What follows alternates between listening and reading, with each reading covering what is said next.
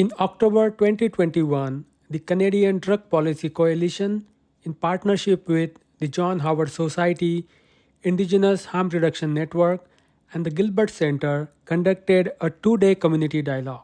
The discussion focused on the effects of drug criminalization policies on health, human rights, the toxic drug supply, and the ongoing drug poisoning crisis. The report was published in April this year, outlining 5 key recommendations. These are the creation of a municipal task force, exploring a potential request for the decriminalization of illicit drugs, enhancing immediate access to deeply affordable housing, offering harm reduction training for municipal staff and municipally funded social service agencies, and establishing collaborative multi-sectoral decision-making bodies that involve individuals with first-hand experience of substance use. We hosted a panel discussion involving representatives from the Canadian Drug Policy Coalition and the Gilbert Centre to delve deeper into the toxic drug crisis and the report's recommendations.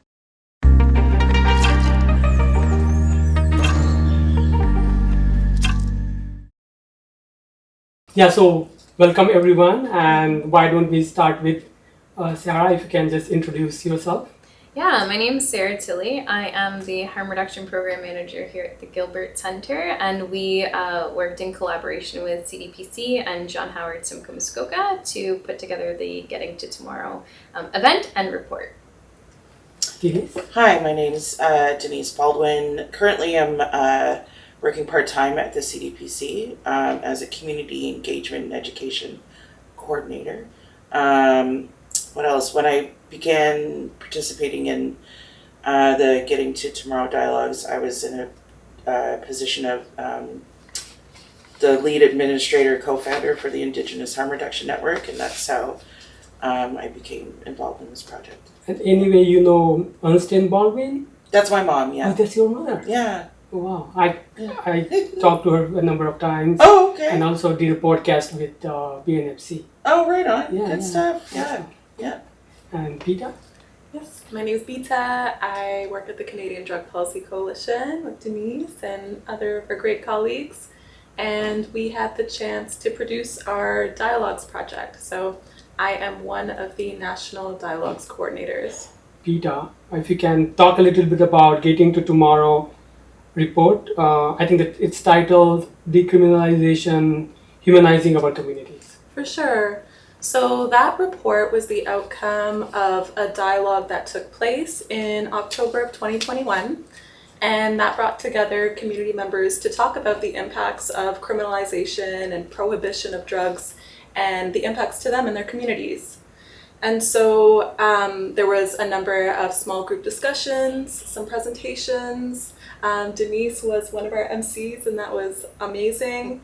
And that report documented some of the concerns that surfaced. And so there are a couple of recommendations that came up.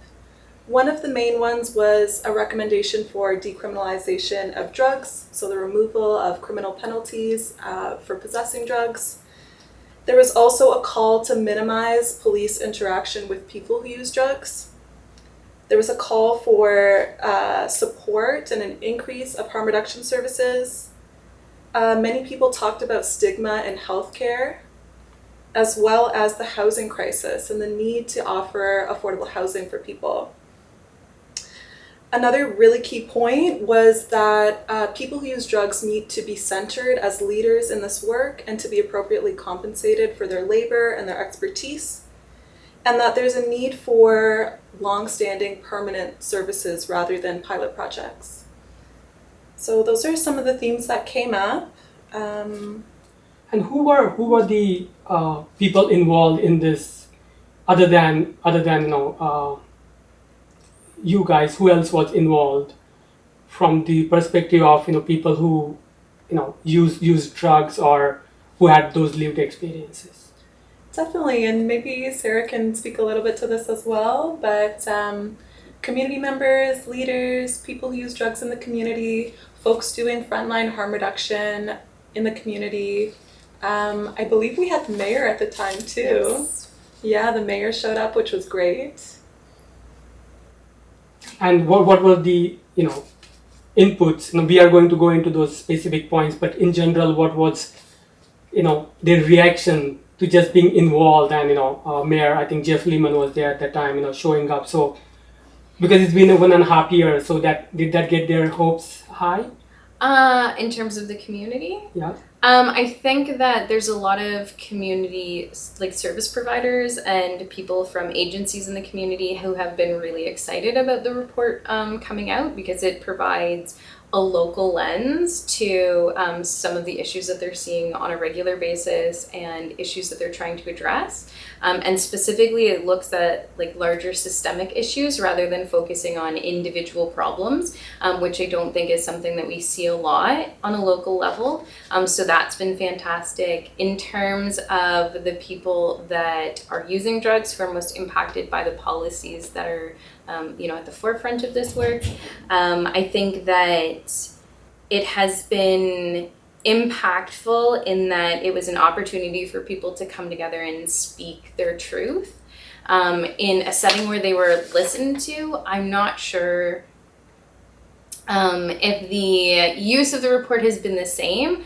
There has been, and I think I can't remember who I was speaking to recently about this, but there have been quite a few deaths actually of participants who were part of the Getting to Tomorrow within the last 1.5 years. So it's been really sombering.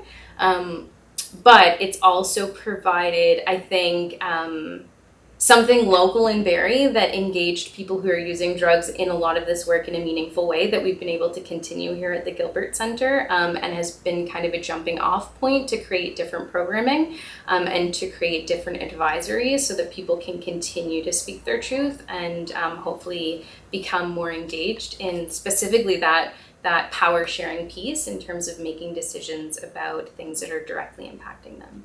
Yeah, because in the report I see a lot of quotes from specifically that that 2 days event, that when people spoke and what were their experiences. So one of the key aspect was decriminalizing drug use. So just starting with what do you think the benefits and specifically the barriers when it comes to decriminalizing drugs use in Barrie, and specifically based on the experiences and the stories that you heard?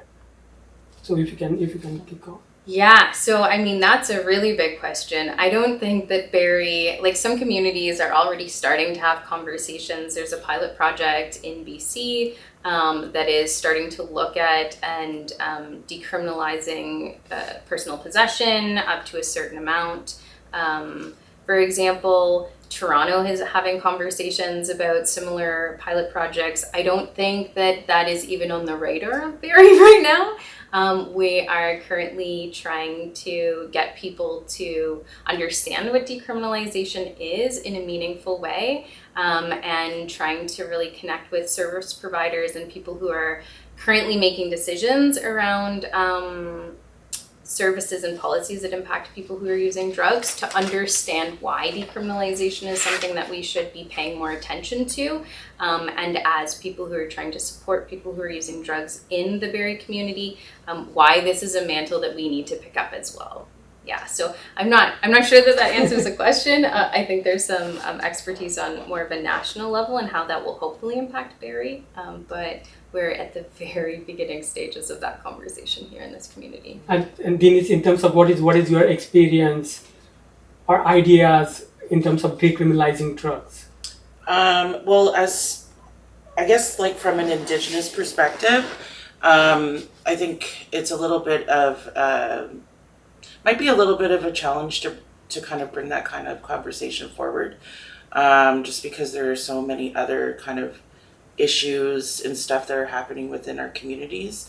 But personally, I feel that decriminalization is probably the best way forward. I think it's going to really help the community in a way where they're not surveilled as much. There's no, people getting charged, people, as an example, sitting on like the bail charges and all that kind of stuff. And then, just this reoccurring kind of carceral state type of stuff. So I don't know. I think personally that it's a good way forward, but As far as like Indigenous people, I mean, we really have to be consulted too on a national level around decriminalization, because it's going to look different in our communities, depending on where you're located. Yeah. So. Yeah, because one of the points in the report was it's a health issue. It's not a criminal justice issue, Yeah. and that was one of the focus.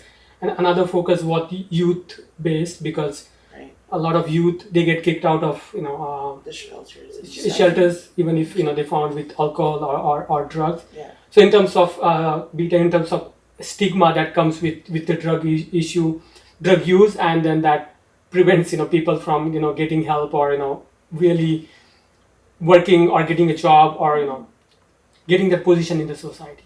Absolutely. Stigma is a big piece. The fact that drugs are illegal encourages people to use either in secret or without sharing, and that can increase the risks associated with drug use and isn't really in line with the harm reduction approach. The current policies of prohibition are just not working. It's not working to discourage people from using drugs. People have still continued to use drugs over the past 100 years. It has not worked to make drugs less available. And in fact, it's actually worked to create a more potent drug supply.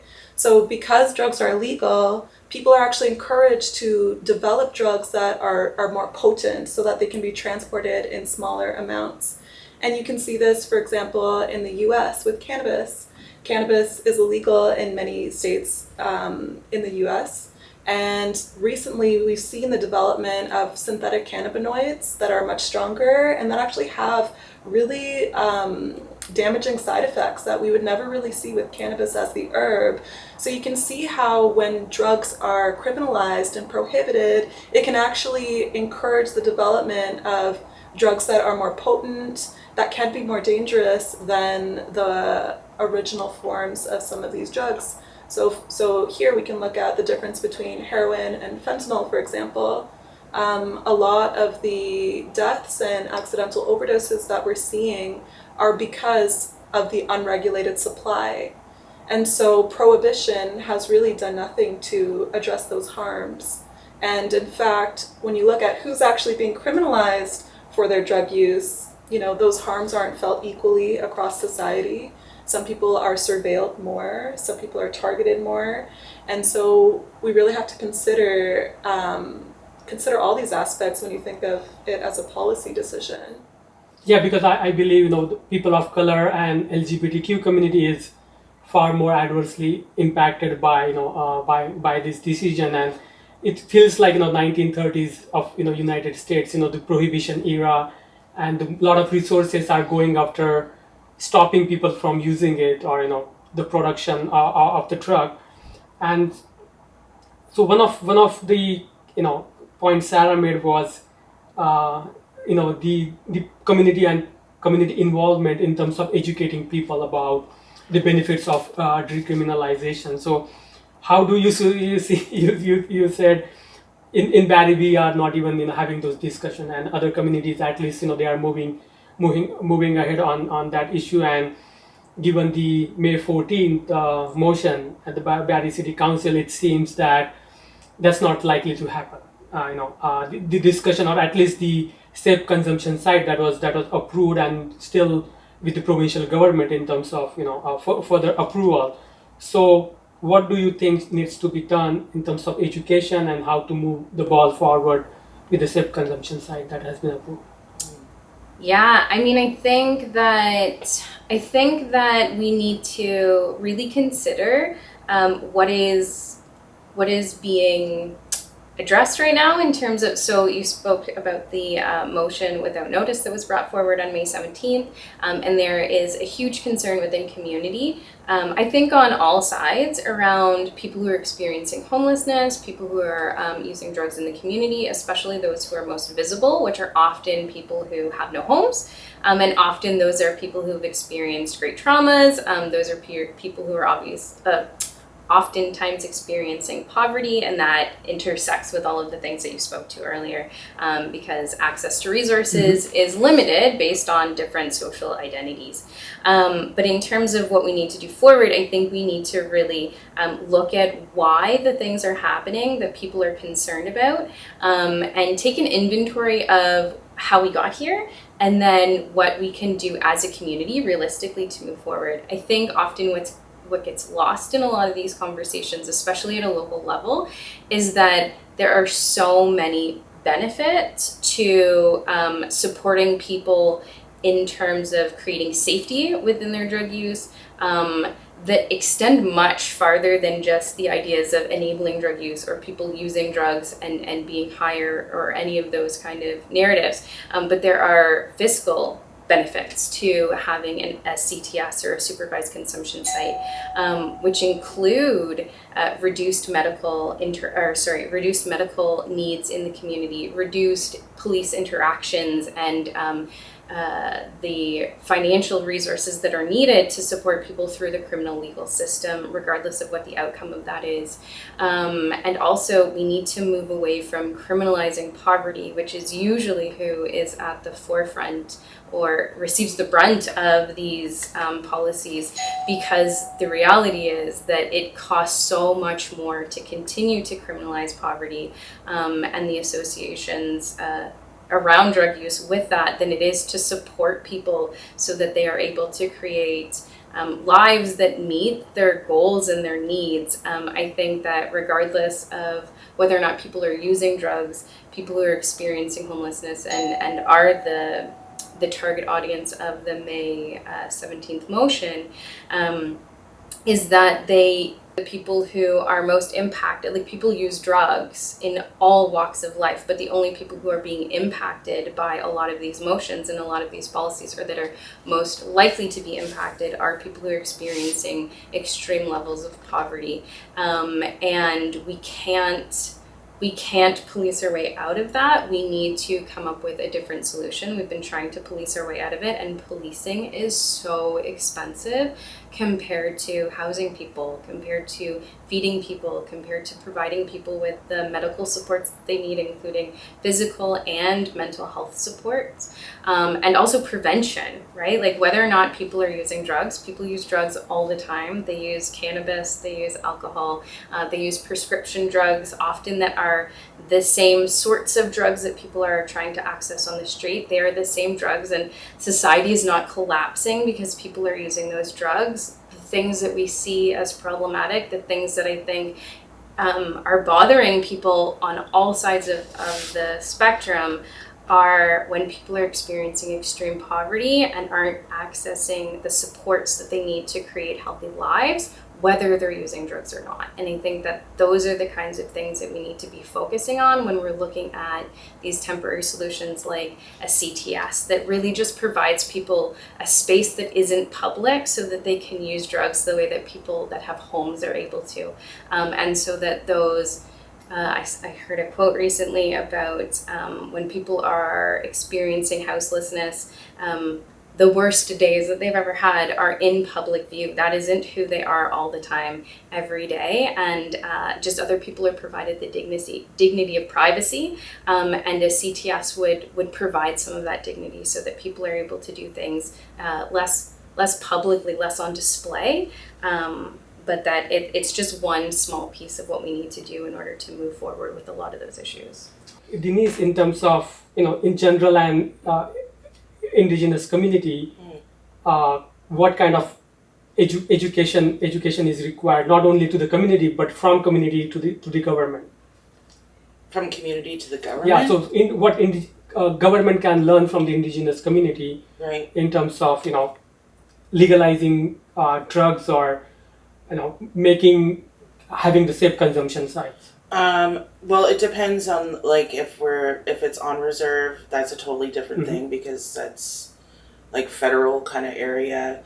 But I think a lot, like within our communities, though, we still struggle with stigma around drug use, and because some of our culture dictates that we have to be sober for a certain amount of days in order to practice certain ceremonies or cultural practices. So, and then on top of that, there's immense amount of feelings of grief and loss too, because the drug toxicity crisis is showing itself on reserve and people are dying. And depending on where your reserve is, the hospital might be an hour away. There might not be an ambulance station on your reserve, So there's a lot of kind of things to consider there. I think the conversation would really have to start with community members who use drugs, but that can be hard to do because of shame, guilt, and the stigma around it. But ideally, we would have those in community that use drugs and substances to kind of lead the way and advise, say, chief and council on what should be done, and then basically all the AFN or Chiefs of Ontario really should be kind of getting involved in this stuff, but I don't think that that's happening right now. But in a urban environment or in a city like Barrie, I think it would be really helpful to have a space for Indigenous people who use drugs to actually just come together and talk and see ways that we can support each other. But again, it's kind of hard to do because, a lot of people use in their homes. A lot of people don't want to, have their families find out, that they're using drugs. And again, it just goes along with all that stigma and the guilt and shame of doing that, when in fact it's you shouldn't have to feel any shame or guilt if you have a drink or if you use whatever. Some people use drugs just to have pleasure because it feels good. And also due to residential school and colonization, the homelessness and other issues are more prevalent when it comes to Indigenous community. Yeah. So in one of the bigger aspect in the report is affordable housing. Yeah. And that seems to be one of the main root cause of the mental health crisis as well as drug crisis. So what actions you think needs to be done at the local level as well as at the federal and provincial level? Well, I really think that there's all these kind of condos or whatever going up in Barrie in development, and I haven't heard so far if they're making any of the units affordable housing units. I really think that there needs to be a lot more emphasis on that because, for one, as Indigenous people, we shouldn't be homeless on our own lands, right? That just doesn't make any sense to me. And everybody has the right to housing, it's a human right. But it doesn't seem to be taken that seriously as a human right. And I just, a lot more money needs to be put into housing. Way back when Mike Harris, lifted the rent cap and then it skyrocketed. Why should housing be $3,000 a month for a 1-bedroom or a 2-bedroom? Nobody can afford that anymore. And so you're finding a lot of families having to live together, intergenerational families. For myself, I live with my parents, my son, before I had my uncle was living there before he passed away. And so it's kind of disheartening when you see all these kind of developments popping up in this really pretty city that you would never be able to afford to live in, So, there just needs to be more money put into that from the federal and provincial government. Stop doing this, back and forth, same with the county and the city. There's this back and forth. It's no, there shouldn't be that. You should just, we're telling you what we need, so do it. It's that simple, really. Yeah. Yeah. So so Peter, in terms of affordable housing, how we can ensure that people who use drugs specifically are living or just out of jail or prison have access to permanent housing. So because a lot of those people we see, and that came up a lot in Barrie, because Barrie is the center where they drop off, people who come out of the prison. So if we provide housing to them, this issue can be addressed. What needs to be done specifically to address those, given there is a lot of stigma involved? Yeah, housing is an issue that all three levels of government needs to work towards to fund. And at the municipal level, so at the city level in Barrie, there should be a push for deeply affordable housing. So that could look like short-term solutions.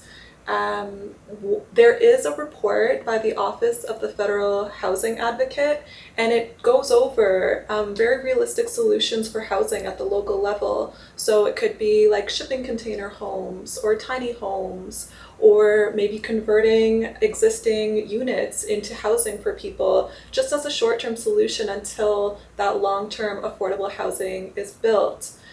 So all levels of government have to fund this and have a responsibility to meet the needs of their residents. And when you think about unhoused people, like Sarah was saying earlier, like a lot of people use drugs. It's just that a lot of people have the privilege of having a door to close and privacy to go in to use their drugs. So I think we have to accept that, people have always used drugs and will continue to use drugs, and that is their right. They have the right to their own bodies and to put whatever they like in their bodies and to know what they're putting in their bodies. So that's one piece. And then people who are unhoused and people who use drugs, they're actually dealing with dual crisis and lack of housing and poor housing policy, as well as this prohibitionist policy. So if we want to improve conditions for people who use drugs, if we want to think about decriminalization, we have to think about the people who are actually most impacted by the harms of the current policies and develop solutions that meet their needs. And in so many communities that we went to in these national dialogues, it wasn't even a question, but housing always came up, like affordable housing. You can't really talk about improving the lives of people who use drugs without also talking about housing. You visited different communities across the country. So what were your experiences, and what do you see Barrie specifically lacking? I think that different communities have different levels of readiness, and I think that that depends a lot on who's in the community, who's influential in the community. And so there are different, strategies that you might want to consider. So one thing that I've heard in Barrie is the faith community. What would it look like to engage the faith community and, really demonstrate how a harm reduction approach is actually what's kind and caring for people in the community. But the fact remains the same. In rural communities, in northern communities, from New Brunswick to, Nanaimo, people are dying from the toxic drug supply. People are navigating not having housing, and there's a real need for leadership at all levels of government. And I think it's a real pity to think that we have to wait for everyone to ideologically be on the same level, considering there's been so much propaganda that have made drugs out to be evil and horrible, when actually, we think we need to look at our own government and our own policies that have created, such division and lack, when, these basic needs need to be met, and we need to move past the ideology. There's two topics, police reforms and stigma around healthcare, and those, go hand in hand, as the report mentions that, this is a health crisis and not a criminal justice crisis. So, Sarah, in terms of your experiences in the city of Barrie, so what role in terms of the police currently plays when it comes to dealing with homeless and dealing with the drug crisis? Yeah, so I think that the police have always had a role in dealing with whatever folks in positions of power have deemed unacceptable. So right now, as we saw with the motion without notice, the visibility of homelessness and the visibility of poverty is something that makes a lot of people really uncomfortable. And so one of the main things Barrie has done to try and address this, especially with this new motion and the new council, seems to be kind of a move towards increased surveillance, increased criminalization, increased policing. And even if it's not necessarily policing from the perspective of the police proper, there are a recent outreach initiative that seems to be focused more on surveillance and policing where people are allowed to be or where people should be, more than supporting people in terms of providing additional resources to the community. The thing with part of the conversation that's being had right now around outreach needing to provide referrals to community resources. Right now, community resources don't have the financial support and other resources that they need to do the work. There's a lot of talk right now in the community about getting people housing workers, that sort of thing. But if there isn't a housing market to supply people, it doesn't matter how many housing workers we have. And that goes the same for a lot of services. So right now there's a heavy focus on providing, these people who will tell people where they're supposed to be or which agencies to go to. But the reality is those resources don't have the financial support that they need to do that work. Another example is the Salvation Army and the food program and the inability to continue to run that because through the pandemic, there was a massively increased need among community, both housed and unhoused, to access food supports outside of what their financial resources would allow. And so there was a really heavy burden on the Salvation Army to provide that food support. And instead of increasing the budget so that could, to a realistic amount so that food program could continue, that program has become unavailable.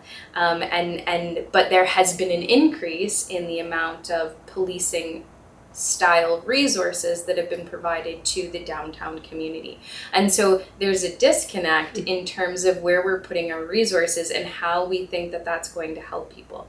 If we don't have food, if we don't have housing, if we don't have access to medical supplies, basic necessities, then it doesn't matter how many people are working in the community, we're not going to be able to provide something that just simply doesn't exist. And so I think we really need to, whether it's that we need more money, I'm not sure, but we definitely need to reprioritize where the money is. And that's based on how we think we're going to address this issue. If the goal is to just push people out of the city, then policing is potentially the way to go.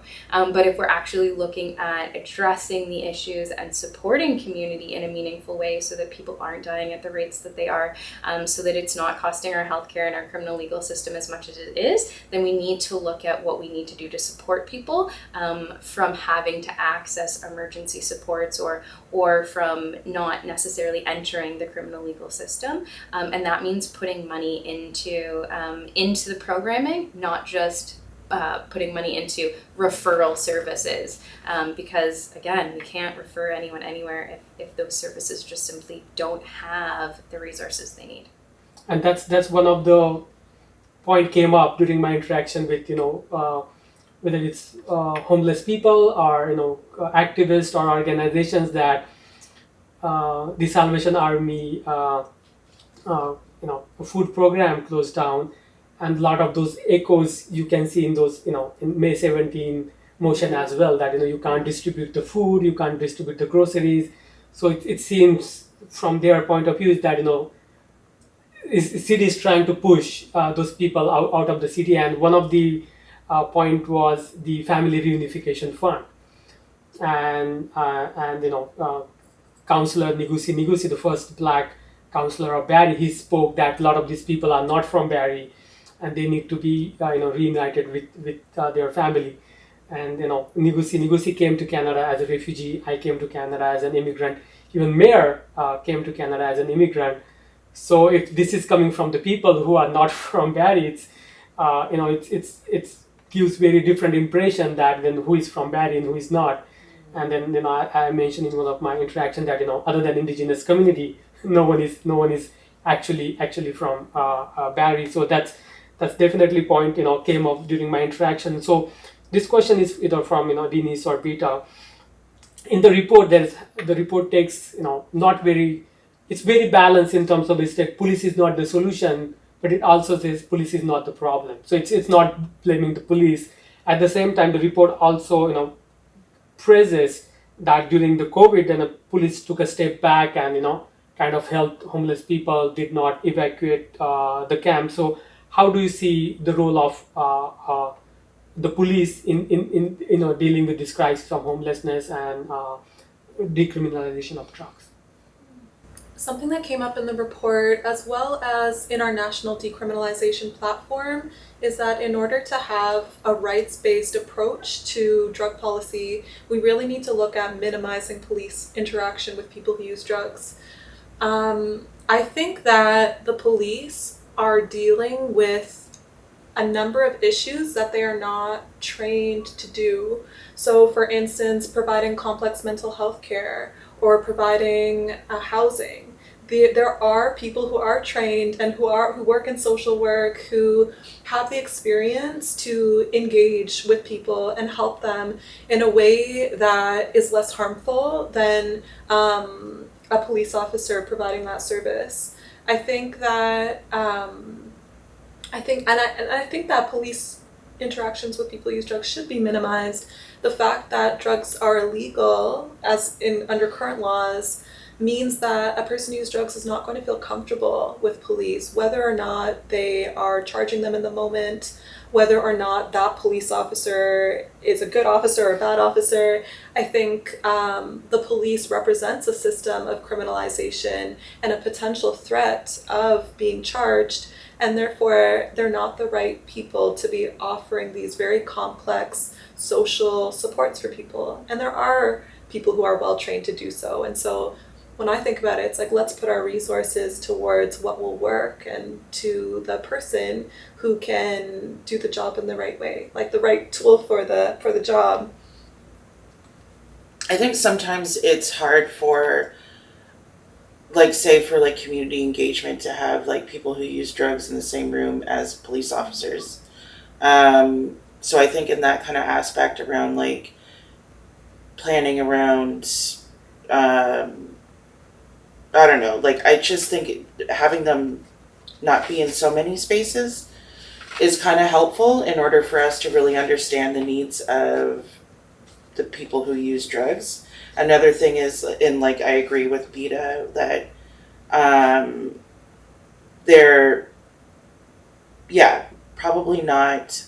I mean, they're already probably overburdened, and adding this like dealing with like doing like mental health calls or wellness checks and that sort of thing when there's a potential for that person. I just think it'd be better suited if we had like a community response team to go out and get those calls, and if it escalates or whatever, then that's when you get the police involved. I think it would probably really help police departments to kind of have that sort of aspect kind of taken away so they can deal with other pressing police issues, like, I don't know, murders and other crimes in the community. Yeah. Not necessarily coming down on somebody who's like smoking their drugs, or you know what I mean. Like, there's other things that they could be doing. Yeah. Police departments, when it comes to specialized policing units, like whether that's crimes against persons, folks that deal with sexual violence, folks that deal with, or the police officers that deal with like crimes against children, those kind of things, those programs are often really under-resourced as well, or those departments are often really under-resourced because there needs to be like if the police are constantly getting called out to these small minor things, then there's just simply not enough police officers and there's not enough resources to do the other things that are really truly impacting community in really negative ways. And I mean, we know through like historically, but also in the last few recent years with the McLean's Unfounded report, that there's a lot of issues when it comes to how criminal legal systems in Canada respond to sexual violence and those sorts of things. And I think that like structurally part of that is, again, a prioritization of what it is that we are putting our money and our resources into, especially if those are finite, and reprioritizing so that we are taking care of people who are being impacted by violence. And not necessarily equating drug use with some sort of terrible bad behavior when in reality the majority of drug use is not connected to those things. But we have this stigma, or we have this narrative that exists that if you do drugs it automatically means you're going to do XYZ as well. And in most cases that's not the truth. So we really need to understand that reality, but then also prioritize where we're putting those limited resources. And I think even from the policing perspective, like that includes putting resources into making sure that police are trained in how to respond to those kinds of crimes, and have the resources to be able to do so meaningfully. And they can't do that if they are coming out every time there's someone who's experiencing homelessness downtown. Like they just simply cannot. Yeah, because when I was living in Arlington, Massachusetts, suburb of Boston, I did a 9-week-long Citizens Police Academy, and so they teach how the police work is done, for the residents. And one of the things we did was we went to the training center, and they have these simulations where you go in and you pretend to, I don't know, a criminal comes to you on a big screen, and then you have to react in fractions of a second. And one of the things we did that he comes at you, and then before you have to predict what that person's action is going to be, and then you have to react. And in most of the cases that you don't know, like he has a gun or knife, and then we have to react, and then we try to shoot him, and then the police from the behind in the control room said you're already dead because he had a knife, and it's taken such fractions of seconds for that person to reach to you. And then at that time I didn't realize, but as I look back, then this is how police get trained, that you have to react in fractions of a second, just anticipating that that person might have a gun or a knife. So the best course of action is just to shoot, Which is because you never have a time, enough time to react. And that's how the police are, if the police are trained, and if they are going out to somebody is overdosing, or there's any other criminal act, and this is how they are going to react, because that's the mentality they go out in the field with. And if, as you said, there is a community group that is specially trained to address drug overdose, so they go out with different approach. If the fire brigade go out, they have very different approach to put out the fire. They don't go out with the mentality of shooting the gun. And another experience, I almost living in Barrie for last 2 years, very close to downtown. 10-15 minutes I reach the downtown. I almost every night I go into the downtown, sometimes midnight, sometimes 1 p.m.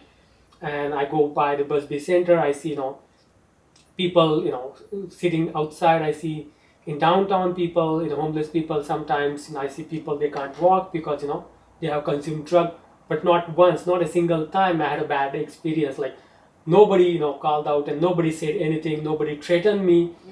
But opposite to that, many times I went out and there I see young people mostly, and in almost all cases white. They are in their car, but they yell out, they yell out and F you, what are you doing here, go back. And that experience I never ever had with homeless or people using drugs. So I saw that firsthand. And right after the May 17 motion, in May 14th or May 17th, May 14th I guess, I went out that same night, midnight, and I had my audio recording on, and I also posted this short video.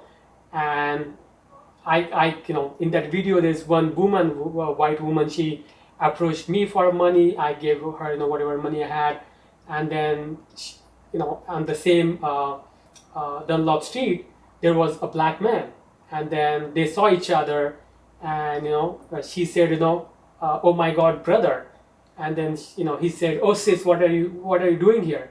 So that's interaction. Even I was surprised to see that. So that's the interaction you see at midnight.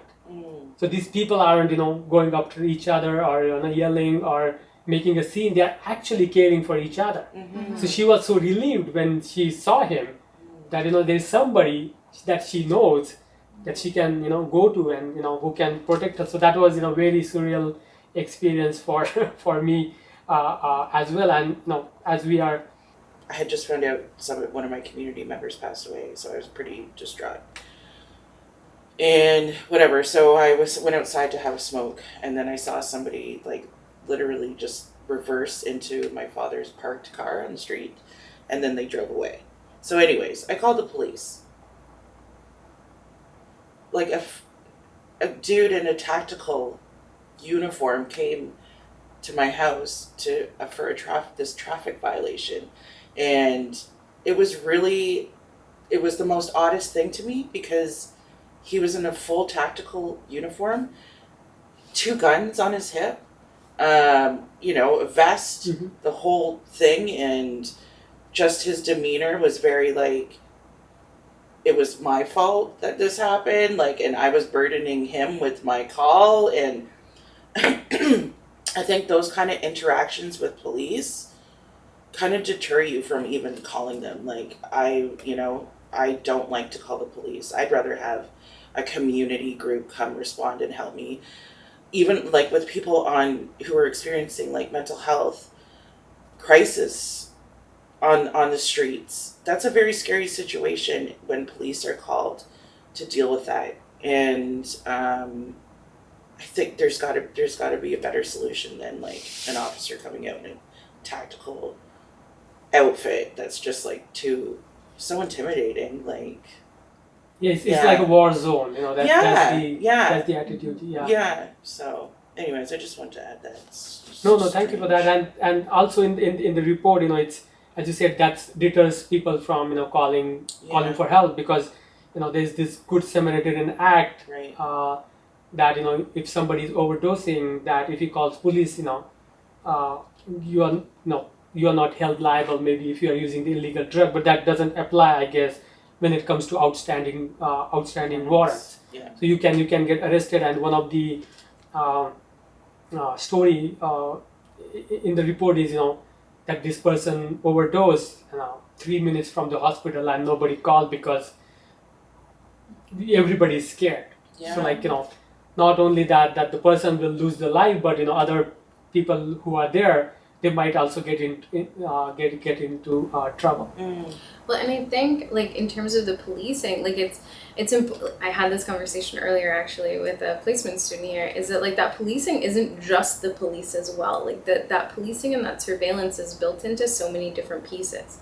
We were having a conversation, even if somebody is protected under the Good Samaritan Act, they still might potentially have their, if they're on probation or parole, it could impact their criminal legal status and their freedom if use of drugs is one of their conditions. It could also impact their access to methadone or opioid agonist treatment if they are caught overdosing, because then if they've worked up, for folks who are unfamiliar with accessing methadone, there's pretty intrusive practices about having to urinate in a cup every day in order to be able to access the amount of medication that you need.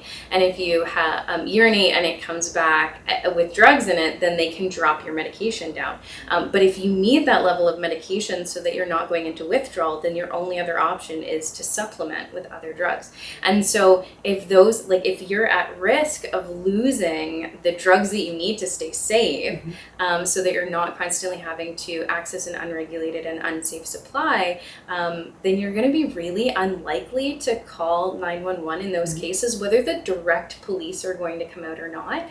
And depending on people's experiences, even the most well-intentioned police officer, if you said they're afraid coming out, then their interaction with people could potentially be really negative and really hostile. And when people are in an emergency situation, that's felt a lot more deeply, And so those interactions can lead to really negative interactions overall if people are afraid and then they act out in that response. So even if they're protected under the Good Samaritan Act, they're not protected if a police officer sees them as resisting something that they're asking them to do, or if there's any other criminal things that are going on, or if they're viewed as trafficking, or if they're known to police as potentially supplying other people with drugs. Like those, all of those interactions, while they may be protected and the police may not go out to arrest them, they're still really negative and have really deep implications that impact people's lives and their overall safety.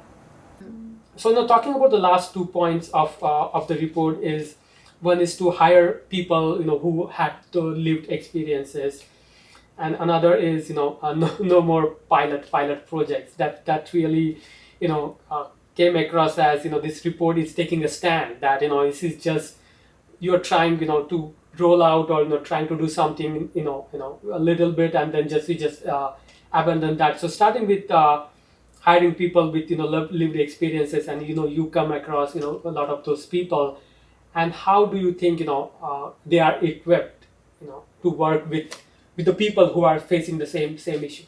Yeah, I mean, I think Vito will be able to speak to this as well, probably more eloquently and with a lot more knowledge behind it, because there's a lot more experience outside of Barrie where that is happening and where it's working.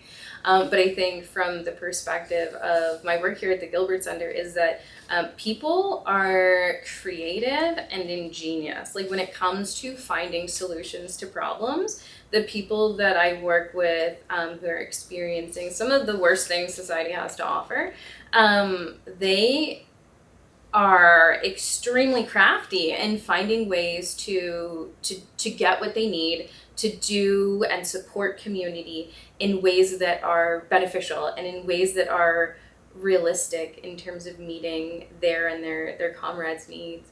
And so I think that is often something that's not considered when we look at what is valuable when it comes to like leadership and experience. And I think it's about I think the disconnect is providing people with a space and an opportunity to bring some of those pieces forward in unconventional ways. And I think that is kind of an overall theme that what we've been doing for a really long time is not working. That's very clear. And the people that are most impacted are going to have the best insight when it comes to what is needed and what is not working. And I think that part of that though is that oftentimes people that I work with are the most creative, but also the most kind of unorthodox. And so finding spaces and creating spaces where people can shine can be really difficult, especially in an office setting where it's like a 9 to 5 and you need to be able to write reports and you need to be able to sit down through a hour-long meeting on Zoom and not get distracted. I mean, there's just a ton of people that doesn't work for. And so I think it's about really understanding that doesn't mean, being able to do those things doesn't necessarily mean you're successful, and creating spaces where people can be successful and can shine and bring forward all of the amazing knowledge that they have. And it's from an agency perspective, it can be really difficult to find resources, to find funding, to find the space for it. So I think we need to kind of revision what is productivity and kind of go from there. Yeah. What do I think? In my experience, I've worked at a community health center in Toronto who did have a CTS, who had a really strong harm reduction program that's 25 years old, 26 or 27 years old now. And that was basically created by drug users. And very resourceful community and very just really cool to be around.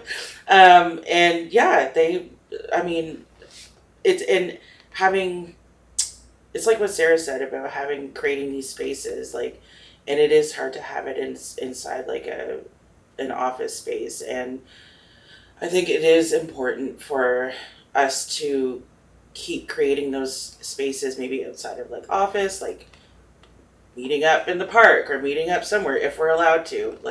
Who knows around Barrie, if you can, there's not enough spaces for people to even go in and sit down, and you're getting kicked out of Tim Hortons McDonald's doesn't have seating anymore downtown. You can't go to the bus station, or you'll get your tickets if you're whatever, you get kicked out. So anyways, there's not a lot of spaces for people to like gather, and I think that it's part of like agencies in Barrie that are directly working with people who are unhoused or facing homelessness, to really create those spaces. But again, there's no money, there's no resources. Like aid service organizations, I don't think has had a top up in like 10 years or something like that, which is problematic when we're trying to fight like HIV transmission and all of that, and it just keeps going up. So this has to do with like federal funding, and this kind of leads into those pilot projects where it's just like, organizations, put together a grant for a project that's like short-term contract where you're supposed to be engaging with people who use drugs. Then you start that process, and then you have to apply for another grant. Then you got to wait for that money to come in, and then all these people are waiting for this program to start. And if you don't get funding for it, then there's nothing, and that can be heartbreaking to a community that's always seen as like unlovable, So yeah, we need there needs to be a refocus of where this funding comes from and where it's going into. And people just don't care about people who use drugs. Like they just they're seen as like very awful people and dehumanized, and we really need to get back to looking at people as human beings. It's just simple stuff like that, so. And that's the actually name of the report, and I think that's all these 7 points. The focus is seeing them as humans and giving them housing and the space to grow and develop. So in terms of recommendation and how to implement, if you can from your experiences with other communities or how it can be done in Barrie, but how do you see this recommendation can be implemented in Barrie? Yeah, so to add on what Sarah and Denise were saying about meaningful consultation with people who use drugs, it's really important for those at the center of a policy and those with a direct experience about what works or what doesn't work to be involved in developing policy. So there are guidelines for paying people appropriately for their time. The Canadian Association of People Who Use Drugs, I believe that they recommend a minimum of $25 an hour. And that's connected into actually seeing people who use drugs as humans with expertise, with knowledge, with resources to share, and really valuing that knowledge. And so something that the city can do, in light of such little funding for organizations that are really doing so much labor in this field on very minimal budgets, the city can offer funding for organizations to have regular meetings for people who use drugs in their community, to build their capacity in being able to advocate and being able to provide their insight in what are very bureaucratic processes.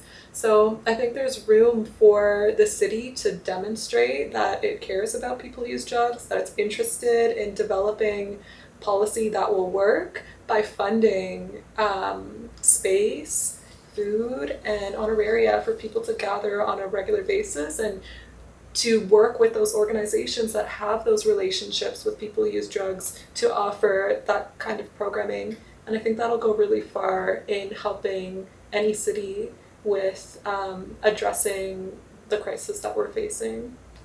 Yeah. So do you have any add-on to that in terms of working with the city to implement these recommendations? Well, I think too, education is a big part. So not educating the people who use drugs, but actually educating the people at the city around harm reduction, what that actually means, what a harm reduction actually looks like. I think it's a lot of just education.